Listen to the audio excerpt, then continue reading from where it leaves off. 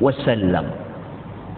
Jadi cara yang pertama nak ucapkan kalimah tasbih, kita ucap dengan ucapan subhanallah. So nombor satu cara nak bertasbih, ucap subhanallah. Okey. Kelebihan tasbih. Okey, kalau tengok pada muka surat yang berikutnya, dalam hadis riwayat Muslim, Nabi SAW pernah mengusulkan kepada para sahabat Nabi SAW. Nabi tanya, Nabi kata, kamu semua ni nak tak dapat 1000 kebaikan setiap hari? Nabi tanya kepada para sahabat, siapa hari ni yang dia boleh dapat, dia boleh buat 1000 kebaikan?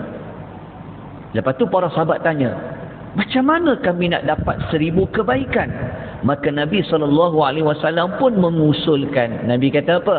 Bertasbih 100 kali, maka akan ditulis dia 1000 kebaikan, ataupun dihapuskan daripadanya 1000 kesalahan. Hadis riwayat Muslim. So ringkasan dia seperti inilah. So banyakkan subhanallah, subhanallah, subhanallah. Siapa ucap 100 kali subhanallah, maka Allah akan bagi dua perkara ni. Salah satu darinya, dia akan dapat 1000 kebaikan, Allah hapuskan daripadanya 1000 kesalahan. Okey, tasbih yang kedua. Tasbih yang kedua ni adalah kalimah tasbih yang diiringi dengan ucapan wa bihamdihi. Yang pertama tadi apa? Subhanallah je. Yang kedua ni adalah subhanallahi wa bihamdih.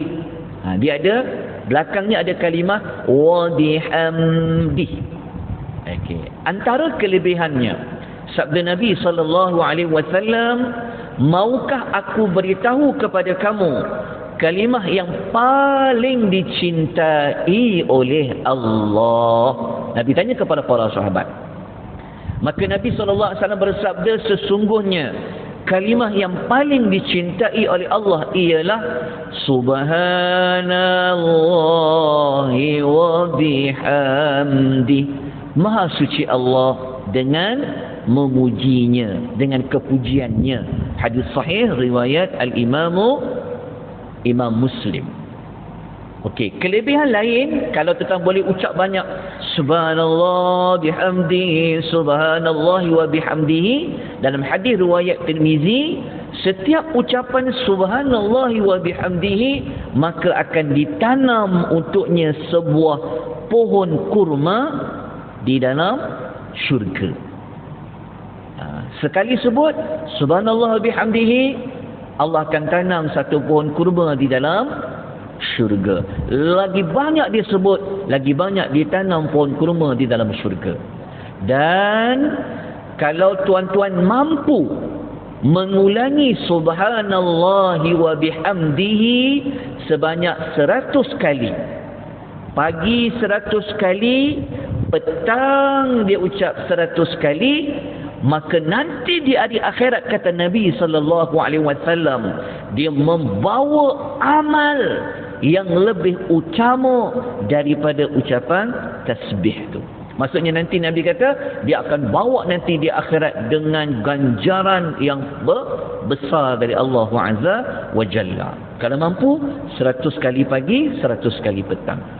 Dan ada satu lagi hadis lain, hadis riwayat Bukhari, kalau tuan-tuan mampu ucap subhanallahi wa bihamdihi dalam sehari 100 kali, Allah akan gugurkan dosa-dosanya sekalipun dosa itu banyak seperti buih di lautan. Hadis riwayat Al-Bukhari. Okey, dia dapat berapa kalimah tasbih? 2. Pertama, subhanallah. Yang kedua, subhanallah wa bihamdihi. Dan kita pergi yang ketiga. Yang ketiga ni dia panjang sikit lagi. Yang ketiga ni dia gabung antara tasbih, pujian dan pengagungan. Apa dia? Subhanallahi wa bihamdih. Tadi kita baca nombor 2 kan? Ni ditambah sikit. Subhanallahil azim. Dia panjang lagi. Ini lafaz yang ketiga. Subhanallah wa bihamdihi subhanallahil azim. Hadis ini masyhur. Ramai orang yang dah pun amalkan, teruskan mengamalkannya. Apa kelebihan dia? Ini 2 kalimah yang mudah nak sebut, nanti berat dalam timbangan. Dia akan memberatkan timbangan baik dan amat dicintai oleh Allah Ar-Rahman. Allah suka sangat kalau kita boleh sebut tasbih subhanallah bihamdihi subhanallahil azim. Okey, lafaz yang keempat. Mari kita sama-sama mempelajari tasbih Juwairiyah radhiyallahu anha. Saya rasa tuan-tuan pun nak amalkan tasbih Juwairiyah ni. Tasbih Juwairiyah ni maksudnya tasbih yang Nabi ajar mula-mula kepada isterinya, iaitu dengan bacaan yang warna kuning tu. Subhanallahi wa bihamdihi adada khalqihi wa ridha nafsihi wa zinata arshihi wa midada kalimatihi. Ni diajar oleh Nabi kepada Juwairiyah radhiyallahu anha. Okey, kalimah ni seboleh-bolehnya ulang sebanyak 3 kali.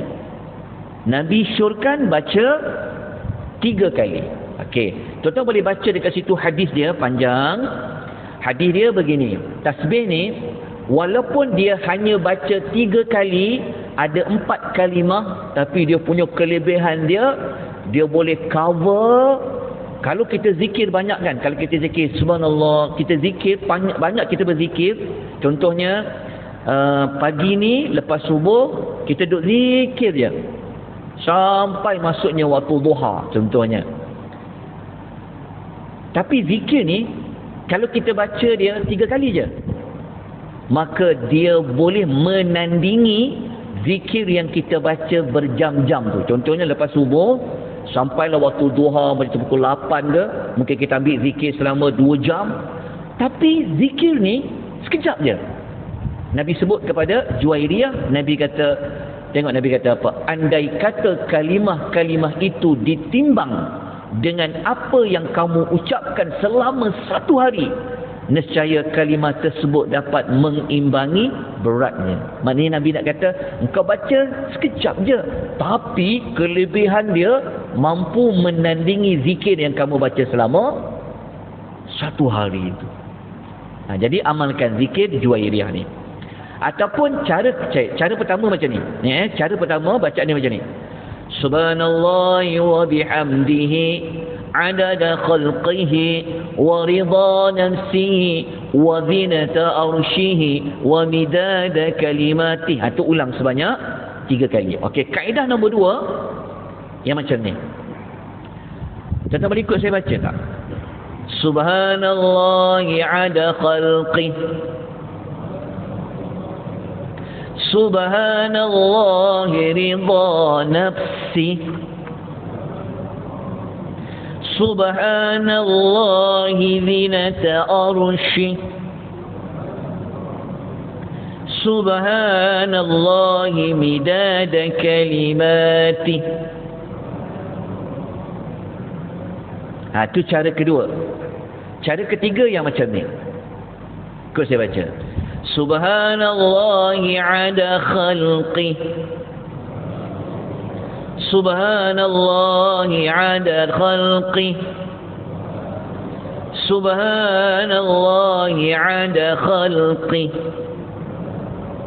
subhanallahi ridha nafsi, subhanallahi ridha nafsi. Sampailah pada hujung lah. Ini cara yang ketiga. Dapat tak? Cara 1, cara 2, cara 3. Ia berdasarkan hadis riwayat Al-Imam Tirmizi. Okey, kita masuk kepada satu lagi bentuk tasbih. Tasbih dekat sini dia gabung antara puji-pujian dan dia gabung dengan istighfar. Ni tasbih dia gabung dengan istighfar. Okey, bacaan dia macam ni. Subhanakallahumma rabbana wa bihamdik Allahumma firli. Zikir ni Nabi baca, kata Aisyah radhiyallahu anha, ketika Nabi rukuk dan ketika Nabi sujud. Nabi baca yang tu. Tetap boleh guna yang tu. Biasa kita baca subhana rabbiyal azimi. Kadang-kadang Nabi baca yang ni. Kadang-kadang kita sujud kita baca apa? Subhana rabbiyal a'la. Kita boleh baca yang ni juga. Sebab itu hadis riwayat Bukhari Muslim. Okey, last kali sebab kita dah nak habiskan majlis ni, maka ada satu tasbih tau. Dia panggil tasbih kafaratul majlis. Macam mana tasbihnya? Subhanakallahumma wa bihamdika asyhadu an la ilaha illa anta astaghfiruka wa atubu ilaik. Yang ni pun boleh baca. Tambah-tambah lagi, kalau kita nak menutup, kita nak berpisah, kita nak berhenti daripada sesuatu perbincangan, kita boleh baca tasbih kafarah ni. Tasbih kafarah ni, tasbih penghapus dosa ni, kenapa dia panggil tasbih kafarah? Tengok dekat hujung tu, ada seorang lelaki, dia kata, "Ya Rasulullah, engkau baca tasbih subhanakallahumma wa bihamdika asyhadu an la ilaha anta ni, engkau tak pernah baca pun sebelum ni?" Maka Nabi SAW pun bersabda, Nabi kata zikir tu jadi apa?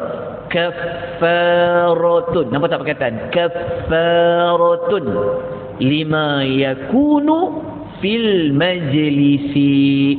Ia adalah sebagai kafarah, sebagai penebus dosa atas apa yang terjadi di majlis tersebut. Riwayat Abu Dawud. Tu orang panggil tasbih apa? Kafarah. Kafarah tu apa? Penebus dosa. Ialah kita tak perasan, waktu kita bincang, waktu kita sembang, mungkin kita ada melakukan dosa, maka mesti ditutup dalam majlis itu dengan membaca tasbih penebus dosa. Disebabkan kita dah baca tasbih ni, maka habislah pengisian kita pada pagi ini. So kita dapat belajar apa? Ada berapa ucapan tasbih? Subhanallah, subhanallah bihamdihi, subhanallah wa bihamdihi, subhanallahil azim. Lepas tu tasbih juwairiyah dengan 3 cara bacaan, dan adanya tasbih bersama dengan istighfar dan tasbih penutup majlis. Alhamdulillah.